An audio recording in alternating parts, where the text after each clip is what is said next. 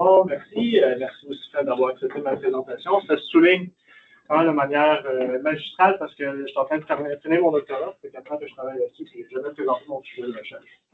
Bon, je veux dire, j'ai jamais eu un colloque que je trouvais que ça s'arrimait bien. Aujourd'hui, ma présentation, jouer pour croire des pratiques de jeu sur le prisme des besoins psychologiques de croissance, c'est vraiment le dénouement de ma thèse que je suis censé déposer en août. On peut en discuter si ça vous intéresse, parce que ça ne veut pas dire que ça va être en août. C'est bon moment de me dire qu'est-ce qui ne marche pas. Les commentaires, je vais les prendre, ça va être vraiment apprécié. Alors, tu sais que ça me vient, cette idée-là, de parler de ce sujet-là. Je vous garantis qu'il y a 4 ans, c'était vraiment pas ça le sujet, ça vient de l'illustrer dans nos vies. Ça vient d'une question, ça vient de sauter. Ça vient d'une question assez simple, c'est pourquoi est-ce que je vis? C'est une question assez fondamentale, qui n'a pas vraiment de réponse. Puis, en fait, on peut y aller avec la simplicité, par exemple, pour le plaisir de jouer. C'est une chose qu'on peut faire. Sauf que Minecraft, pour ceux qui me connaissent, celles qui me connaissent, je déteste terminer mes jeux. Je ne sais pas pourquoi j'ai ça. Je pense que j'ai 95% de mes jeux que je n'ai pas terminés dans ma vie. J'ai comme l'hantise de la fin, puis en littérature, c'est la même chose. Quand j'ai un livre, les 30 dernières pages, je garantis que je les ai jamais. Je ne sais pas pourquoi. C'est comme ça. C'est la vie. Sauf qu'après, quand on commence à creuser un petit peu plus, puis n'importe qui que je questionne, je peux questionner n'importe qui dans la salle, pourquoi jouez-vous? Ben, après ça, les listes augmentent et augmentent et augmentent et augmentent et augmentent. Puis là, vous n'avez pas fini de nommer des raisons. Puis même là, ici, j'en ai nommé 5 qui s'appliquent à moi. Je peux en nommer plus, aucun problème. Puis il y en a que c'est plus vraiment accurate aujourd'hui, il y en a que c'était plus quand j'étais jeune, par exemple, Rick, il est pas là. J'ai eu ma phase de League of Legends, compétition. StarCraft 2, j'ai eu ma phase de compétitif aussi, et ça s'appelait plus vraiment, là, je suis plus dans le jeu coopératif contre la machine et tout. Donc, il y en a qui s'appliquent plus, il y en a qui s'appliquaient avant, pendant. En tout cas, c'est vraiment un fouillis incompréhensible. Là, de plus en plus que j'ai commencé à lire sur la motivation, je me suis rendu compte que ça, c'était pas, à proprement parler, ça joue dans l'équation, mais c'est pas de la motivation, c'est des motifs. Il y a quand même une bonne différence entre motivation et motif. Un motif, c'est quelque chose qui m'incite à jouer. Le jeu qu'on a mentionné tout à l'heure, qui coûte 90$, c'est quoi le jeu? C'est pas un bon motif. Et il coûte cher. Donc, c'est peut-être un démotivant. C'est pas une motivation en soi. J'ai pas la motivation de jouer aux jeux les plus disponibles. Peut-être. Et malheureusement, qu'est-ce qui arrive aussi quand on aborde la motivation? Ça, c'est un autre souci que je t'ai arrivé, c'est que la grande tendance dans la recherche pour parler de la motivation, tout ça, quand j'ai été à mi-parcours, on me l'a souligné, puis c'était super parce que ça a vraiment passé ma tête dans une autre direction, c'est qu'on a une tendance à faire des typologies. Donc là, qui connaît à main levée la taxonomie de Bartle? J'ai pris parce que ça n'existe pas de place. Pour rappel, la typologie de Bartle, c'est quoi? Ben, on tue, on veut finir le jeu, on socialise ou on explore.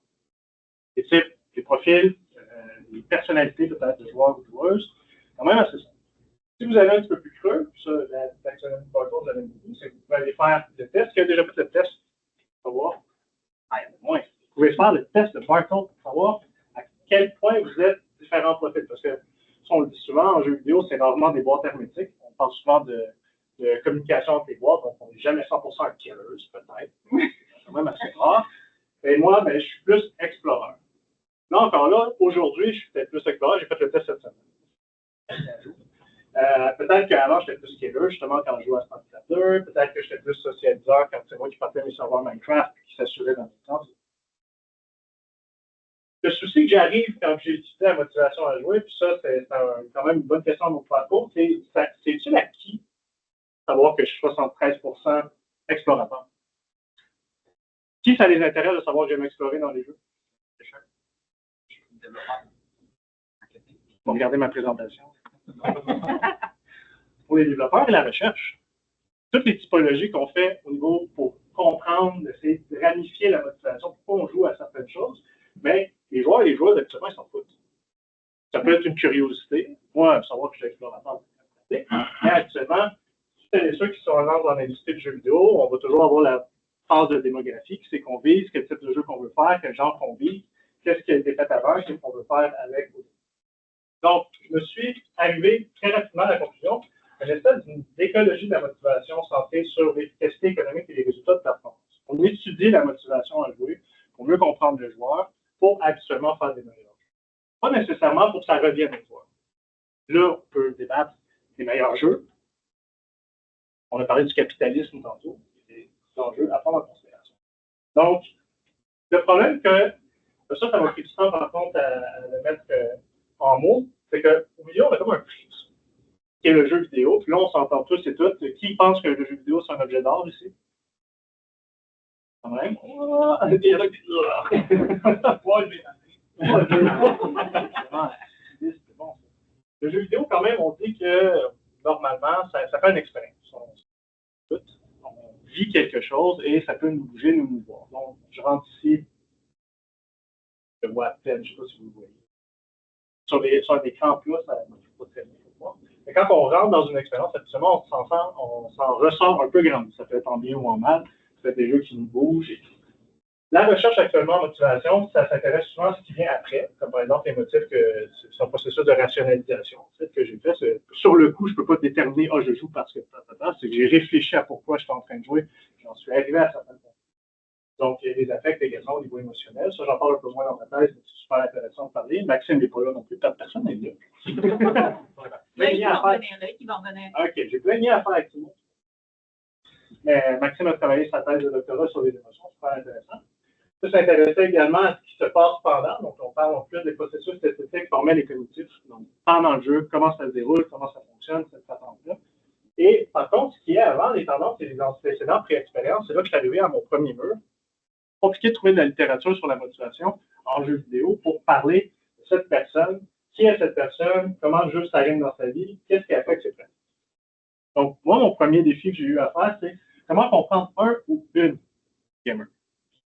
Au singulier, pas au pluriel. J'ai une personne devant moi, Pascal n'est pas là, je présume.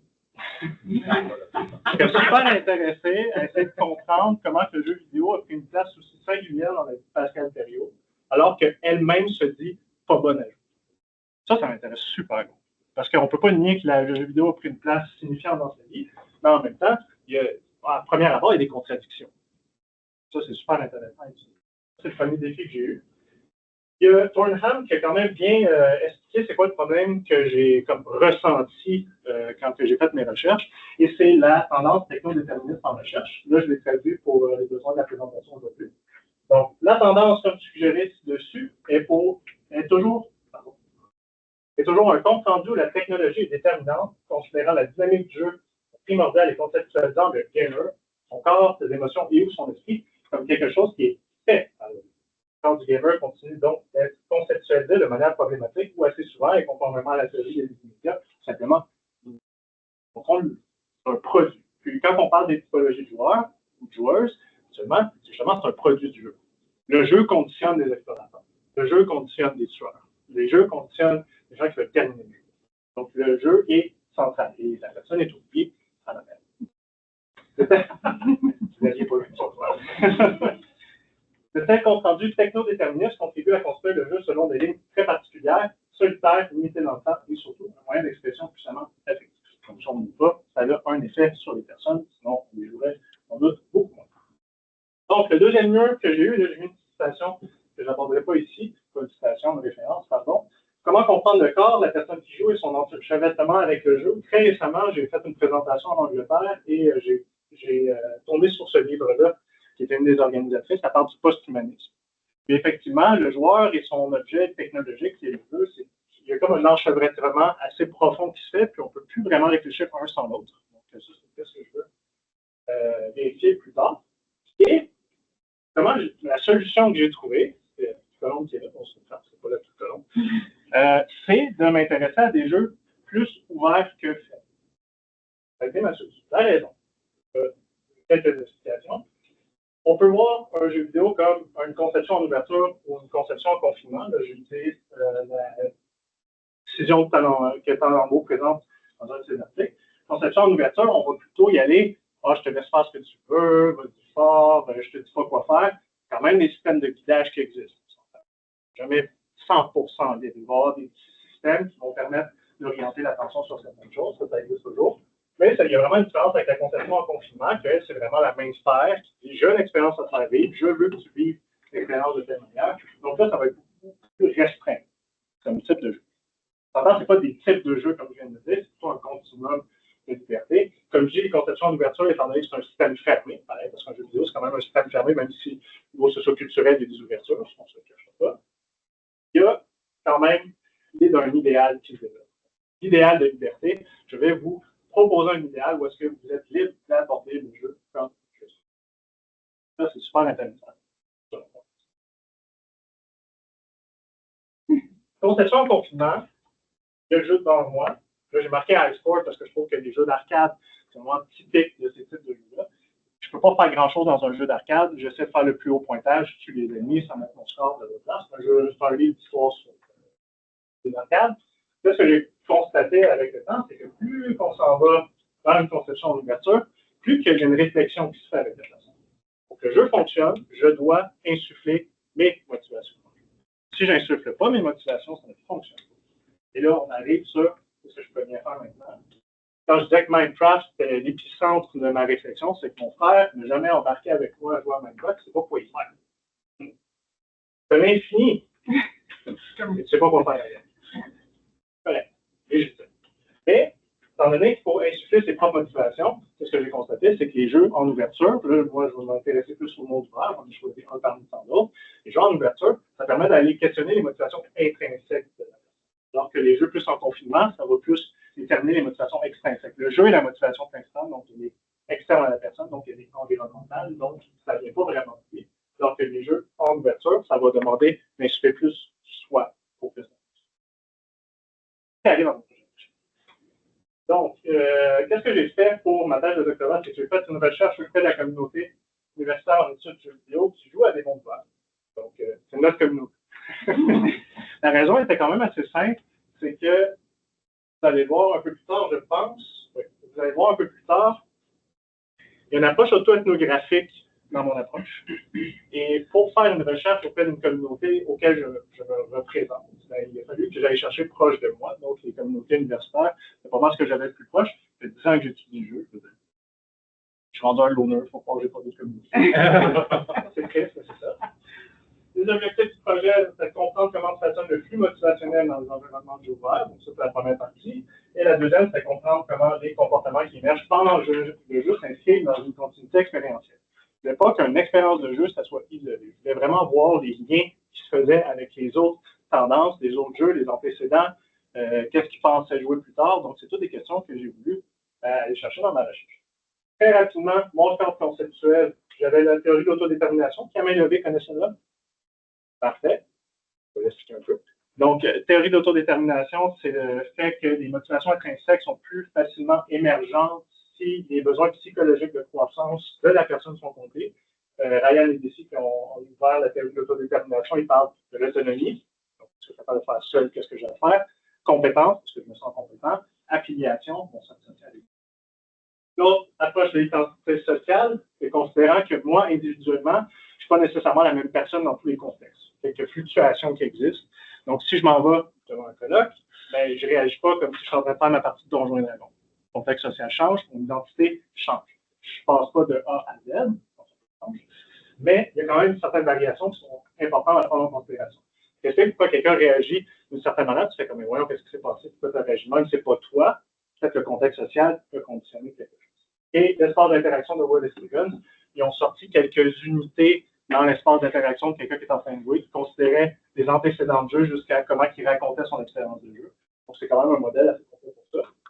Le point commun entre ces trois modèles-là, ces trois théories-là, ou ces trois concepts-là, c'est qu'ils sont fluctuants selon la circonstance. Ça, c'était vraiment important pour moi. Je voulais laisser vraiment l'ouverture possible pour pouvoir vraiment aller chercher toute l'information que j'avais.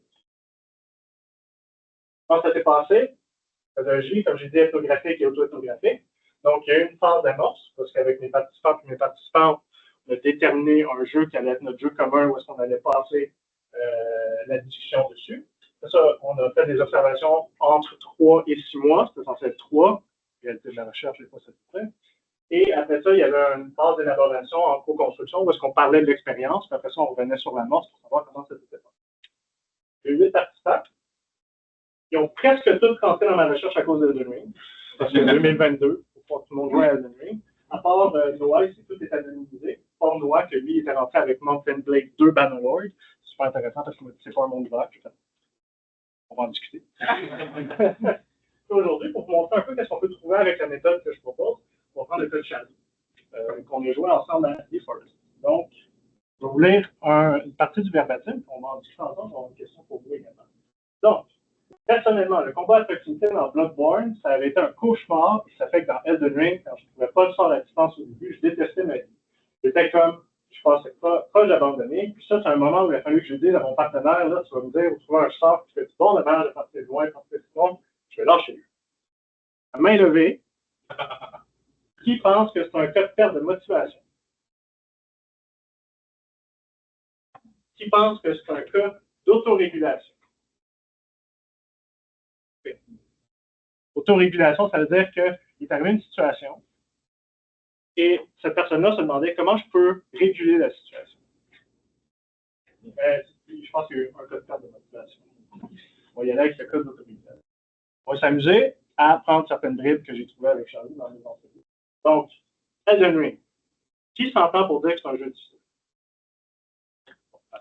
Elle trouvait que c'est un jeu difficile. Donc, c'est un jeu difficile. Comment elle est rentrée dans Elden Ring puis dans le cas des jeux difficiles, parce qu'elle-même se disait comme étant pas une très bonne joueuse. Donc, on se demande comment tu as fait pour venir en contact avec un jeu aussi difficile. Sa porte d'entrée, ça a été Bloodborne, qui est un autre titre de la même chose. La raison pourquoi elle a embarqué dans Bloodborne, c'est à cause de son assurance pour les thématiques Lovecraft. C'est vraiment ce qui l'a attiré dans le jeu de Bloodborne. Elle avait, dans Bloodborne, une préférence pour le combat à distance. Chuchote. Pour rapporter, je m'excuse. Donc, elle ne veut pas se battre au corps à corps. Ce n'est pas quelque chose qui l'intéresse. Elle voulait se battre à distance, c'est ça qu'elle a fait dans Bloodborne. Elle est arrivée dans Elden Ring, son partenaire lui a dit que les armes à distance, c'était poche. Pas de battre avec un arc. C'est dégueulasse, fais pas ça. Donc là, elle a fait, d'accord, elle peut faire avec un arc, mais pourtant, les arcs, soit ceux qui ont joué à Elden Ring, c'est les premières choses que tu trouves. Qu'est-ce que tu fais? Là, elle est revenue dans une autre de ses tendances qui est utiliser la magie dans les jeux. C'est une autre tendance qu'elle a dans les univers fantastiques. Elle utilise la magie. Et là, elle a le problème que dans Elden Ring, il n'y en a pas au début. C'est chiant. Si tu es un explorateur comme moi, tu vas y trouver. Si tu n'es pas un explorateur comme moi, tu vas juste naviguer sur la carte en te demandant ce qui se passe, tu le trouveras peut-être. Fait que là, elle a demandé à son partenaire quelle magie, puis là, on l'a vu dans la citation, quelle magie elle pouvait utiliser. Donc, son partenaire lui a expliqué, va chercher telle arme, va chercher tel sort, puis ça va t'aider dans ta progression. Donc, elle a demandé à son partenaire qu'elle ne voulait pas se divulgacher sur le jeu. Là, c'est quand même intéressant. Elle ne voulait pas se divulgacher sur le jeu. Son partenaire ne voulait pas qu'elle se divulgage sur le jeu. Parce qu'elle a une tendance massive à se divulgacher. C'est super intéressant. Parce que moi, je disais tantôt que je lis jamais les 30 dernières pages d'un livre. Elle a lu les 30 premières pages du livre. Et les 30 dernières pages du livre en premier pour comprendre le déroulement du livre. Alors, déjà là, il y a un petit flash. On arrive, on arrive dans The Forest. Ça, c'est le jeu qu'on a joué ensemble. Façon de jouer à deux. J'étais là. Une recherche ethnographique. Je me présente à l'invitation. Christopher, qui est moi, il écrit un mémoire de maîtrise sur les jeux de survie. Comme un expert dans les jeux de survie. J'aime ça, les jeux de survie. Moi, je construis ma base, je rentre cocoon, puis je place mes bonnes. Elle, j'aime au chochotte, j'aurais pu choisir un autre mot. Elle dit qu'elle chochotte dans les jeux d'horreur. Sauf qu'à cause qu'elle est avec Christopher, qui est un espèce de maniaque des jeux de survie, j'ai acheté Nightingale par erreur. C'est le dernier jeu de survie qui est sorti qui m'a complètement déçu. J'avais une tendance à amorcer qu'est-ce qu'on fait. Ça, je ne m'en suis pas rendu compte. C'est juste ma tendance de joueur qui a embarqué, puis ça, on en a discuté après par contre. Donc ça, c'est intéressant parce que quand on fait des recherches ethnographiques, les biais sont importants à prendre en considération, il y en a toujours, mais ils sont tout aussi intéressants. Donc, elle avait une tendance à suivre. Là, ce qui est intéressant, c'est qu'on arrive, elle ne voulait pas se divulgacher sur le jeu. Elle avait une tendance à suivre. Parce que c'était une recherche.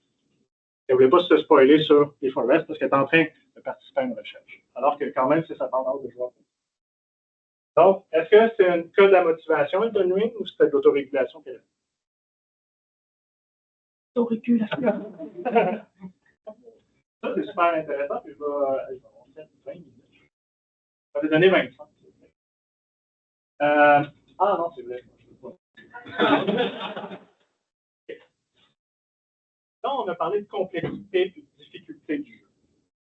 Qui connaît la théorie de l'expérience optimale de Csikszentmihalyi? Est-ce qu'elle a vécu une expérience optimale?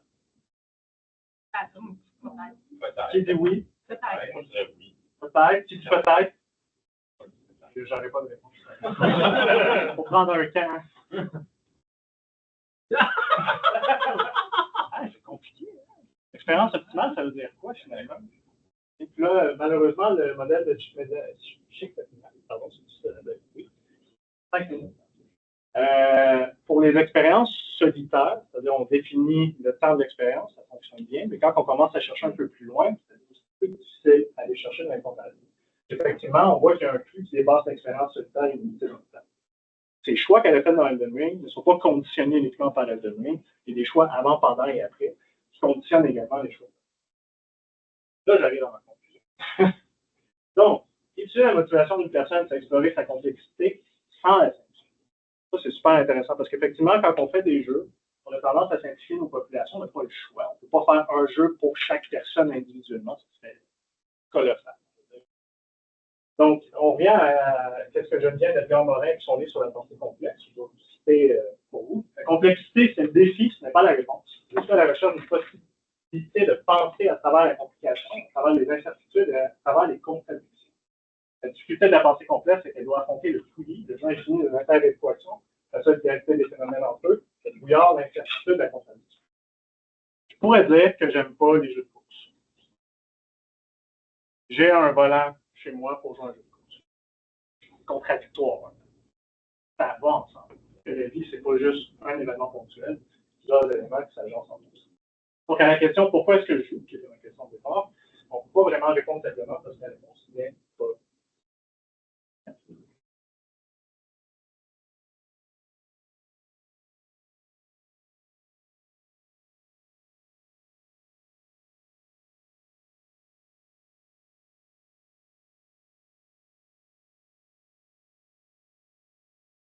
Attention comment je formule ma question, parce que je veux pas que ça ait l'air d'une pause d'attaque, mais je ne vais pas la formuler, on va. Ça,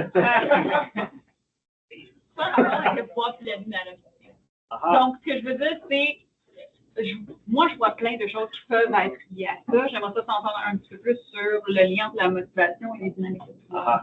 Super. Parce que je me suis rappelé du sujet du colloquial. Je suis vraiment impressionné. J'ai remarqué que les joueurs et les joueuses, que ce soit dans l'équipe de développement ou dans la recherche, n'ont pas vraiment de pouvoir décisionnel. C'est un peu anodin comme constatation, mais justement, qu'est-ce qui m'a fait étudier la motivation sur ce penchant-là, c'est que je trouvais qu'en recherche, on n'allait pas assez voir les joueurs et les joueuses. C'est quand même assez contradictoire parce qu'on fait de la recherche sur leur motivation, mais on ne va pas les voir. C'est pas étrange. Fait que moi, mon idée, c'était comment je pourrais faire pour faire une recherche que le résultat de la recherche va leur être bénéfique.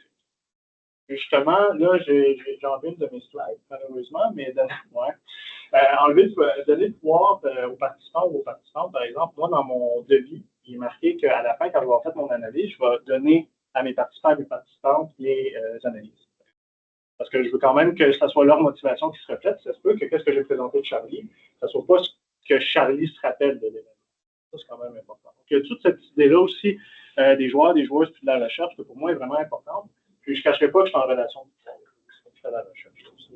C'est indéniable. Il y a quand même cette idée-là, si on étudie les joueurs et les joueurs, ça serait comme d'aller les voir, leur donner une parole. Il n'y a pas, ça, j'essaie de faire très attention quand je donne des cours. J'ai failli faire une bourre cette année pour la santé. Je demande à ma classe, est-ce que quelqu'un qui joue à oh non, c'est quoi le jeu qui joue tout seul avec les dés, là? Il y a 10 ans. Ouais. Est-ce que quelqu'un qui joue tout seul? Il y a quelqu'un qui a descendu. Je m'attendais pas à ce que quelqu'un lève la main. Là, je me suis rappelé, là, c'est super intéressant. Cette personne-là, à la moitié de l'année, elle est dans le bois. Elle va faire du camping tout seul. Donc, elle a des jeux. Puis moi qui écoute à Londres, la série les gens, à un certain point, pour ne pas devenir aliénation mentale, ils développent des petits jeux de société pour jouer tout seul, justement, au solitaire, des choses comme ça. Donc, il y a toute cette idée-là d'essayer de ramener la parole de ces gens, de ces personnes-là. Et finalement, on écrase un peu de temps en temps sans le vouloir. Si on essaie de mieux les comprendre, mais finalement, on ne leur demande pas de ce qui se passe. Pour toi, l'idée d'aller, dans le fond, consulter les joueurs directement, c'est leur redonner le pouvoir sur leur propre expérience, dans le fond. Pas nécessairement. En position de vulnérabilité. Oui. Exact. Puis là, ma recherche, ça, je déplore un peu J'avais pas nécessairement de problème social associé. Il y avait une communauté qui était la mienne. Je suis allé étudier ma communauté parce que pour l'approche autoethnographique, c'était plus facile pour moi. Mais j'aimerais l'appliquer pour des recherches futures, comme par exemple dans des recherches collaboratives, des recherches actions participatives, pour vraiment aller voir les petits soucis qu'on pourrait trouver. Puis on n'est pas en mode résolution de problème, on est en mode on essaie de comprendre ce qui se passe. Je me demandais parce que justement, la question de Jeanne m'a fait penser, tu sais, puis ta position sur le pouvoir. T'as-tu regardé ou t'as même déjà engagé pour parler des théories de l'autorité partagée, puis tu expliques quoi une fois? Pour la couverture de mes billets, ça serait super. On s'en parlera de voir. Mais en gros, c'est justement cette idée-là que quand on fait une entrevue, pendant que l'intervieweur ou l'intervieweur c'est toujours participe à ça, et donc l'interview, c'est collaboratif et non juste ça. C'est aussi essayer de sortir de cette mentalité d'extraction d'informations et plutôt de co-création dans le fond de la recherche. Puis au mieux qu'on est capable de limiter justement, puis d'essayer d'aplatir ces choses-là. Moi, je voyais ça, puis je me disais, ça serait peut-être pas du tout. Ça serait super, franchement, on s'en parle. Pas de commentaire. Oui. Question, je d'abord un peu c'est un problème qui n'est pas toujours soluble, qui est souvent présent dans tout ce qui est histoire ou histoire, et donc faire une étude envers un groupe de personnes particulières. Je me demandais s'il y avait eu une prise en compte sur le contexte d'étudiants à l'université qui jouent, de qui étaient ces personnes-là, de leur contexte de vie et autres, et comment ça s'est influencé ces données. J'avoue, cette partie-là, malheureusement, je l'ai aseptisée. C'est un choix méthodologique à un certain point. Je prenais par exemple, des données démographiques au début, et ils n'étaient pas à des fins d'analyse. Donc, j'ai essayé de ne pas faire ces ponts-là. Premièrement, je me sens pas outillé pour le faire. Puis c'est pas vraiment le sujet que j'essayais. Moi, j'essaie de trouver une manière d'utiliser la motivation des gens. Donc, j'ai beaucoup d'informations sur leurs antécédents de jeu. J'ai beaucoup d'informations. J'ai eu une heure et demie d'entrevue avec eux là-dessus. Mais ces informations-là, je ne les ai pas prises en considération. Ça serait, avec la méthode, ça serait quand même assez facile de les réintégrer. Il faudrait juste changer un petit peu le cadre conceptuel. Parce que là, en ce moment, il n'y a pas vraiment de. Si on prend la théorie de l'autodétermination, l'approche d'identité sociale, l'espace d'interaction, il n'y a aucune information dans ces carcans-là qui permettent de faire des conclusions ou d'approcher ces sujets. Parce que je pensais justement au fait que le simple fait de le genre qu'une personne a ou auquel la personne est associée peut changer diamétralement la manière dont les autres joueurs interagissent avec. C'est quoi son expérience de jeu et ses croyances par rapport à ça, et donc affecter pas nécessairement leur motivation, mais la manière de les expliquer. Très certainement. J'ai eu quelques cas où est-ce qu'on parlait de pratique de jeu, parce que bon, on s'entend avec mon approche, je ne m'intéresse pas nécessairement seulement à ce qui se passe dans le jeu, je m'intéresse aussi à ce qui se passe à côté du jeu. J'avais un participant qui me parlait du village farming dans Animal Crossing. Ça, il y avait quand même quelques considérations sur son identité à ce moment-là, quand elle allait sur les réseaux sociaux, sur Reddit, des choses comme ça. Donc, quand tu discutes avec une personne d'elle-même à un certain point, c'est sûr que ça va ressortir ces informations. C'est quand même bien. Puis des fois, ça peut être difficile à sortir aussi, parce que je suis qui pour demander ces informations-là à un certain point, ça devient un petit peu sensible. Tu disais, comme au début, les différentes typologies servent dans ton développeur. Là, on jase. À quoi sert cette compréhension-là de la motivation, au-delà du développement de la connaissance pour le plaisir intrinsèque? Ben là, je pourrais parler de mon projet futur, si je finis ma thèse. C'est toujours la question. J'aimerais aborder l'éthique. Puis j'aimerais aborder l'éthique avec cette méthode-là. Donc, aller voir des problèmes d'éthique peut-être, mettons, dans les écoles secondaires ou dans les cégeps. Puis d'utiliser cette méthode-là pour aller un peu sonder comment ça se passe. Parce que le problème aussi, quand on aborde l'éthique, c'est le jugement de valeur. Ça, c'est pas constructif. Commencer à juger cette personne-là, il faut vous raconter un autre anecdote.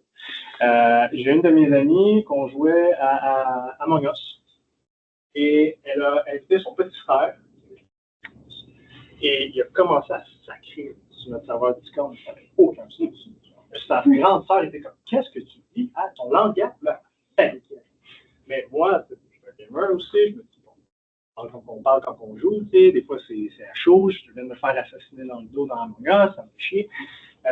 Donc moi, c'est des comportements légèrement normaux dans mon livre à moi, mais pour elle, il y avait quand même un jugement de valeur, tu peux pas parler de ça. Puis cette méthode-là, tu sais, bon, humain est humain, c'est dans notre nature. Elle essaie d'éviter ces jugements de valeur-là. C'est plus un processus de compréhension que j'essaie de développer.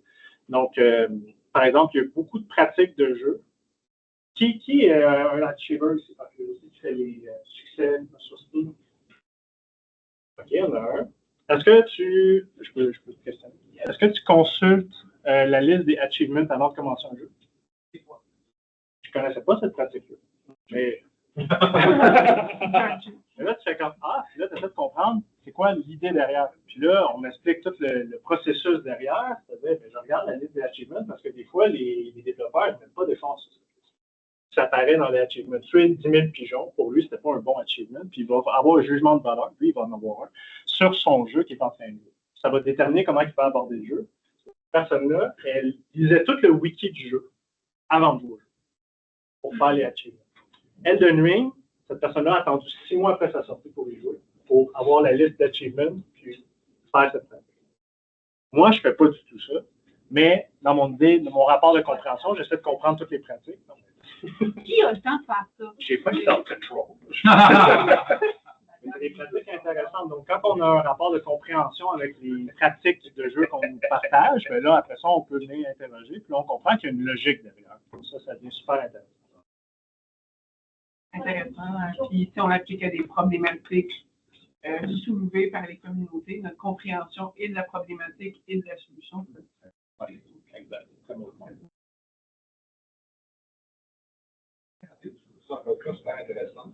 La première, c'est méthodologique sur la sélection des candidats et candidates que vous présentez. Tu disais qu'ils jouaient tous à Elden Ring Test, sauf une personne. Je peux imaginer qu'il y a je inclus la diversité parce qu'il y a des gens, je peux vous présenter, moi j'ai jamais joué, je pense, j'aime ça les jeux ouverts, mais le jeu, ça ne m'a jamais attiré. Qu'est-ce qu'il a fait? Comment tu as sélectionné cette question-là? Deuxièmement, comment est-ce que tu définissais des mondes ouverts?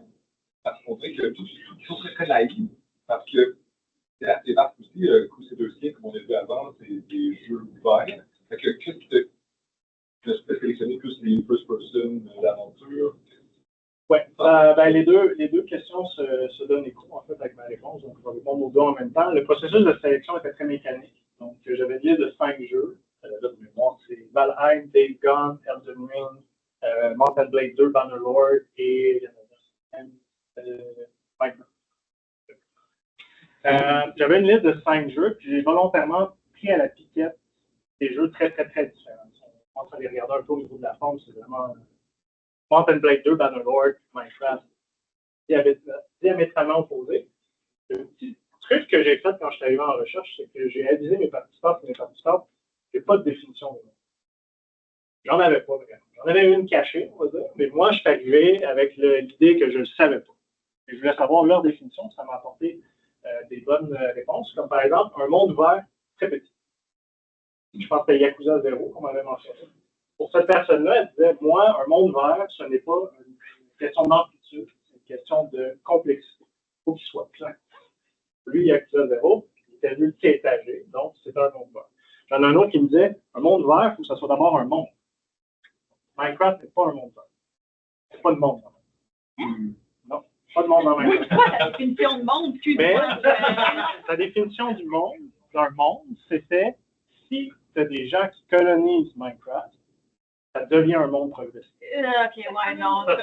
Jugement de valeur. Oui. Jugement en tabarouette. Donc, j'ai eu beaucoup de définitions. Là, rendu dans ma tête, je suis rendu à l'analyse des données. Donc, je n'ai pas encore une définition. Ça ne sera pas une définition exhaustive ni complète. Ça va être plutôt des briques que je vais chercher partout. Donc, ça peut être considéré comme ça. Mais le monde ouvert, ça existe depuis quand même assez longtemps.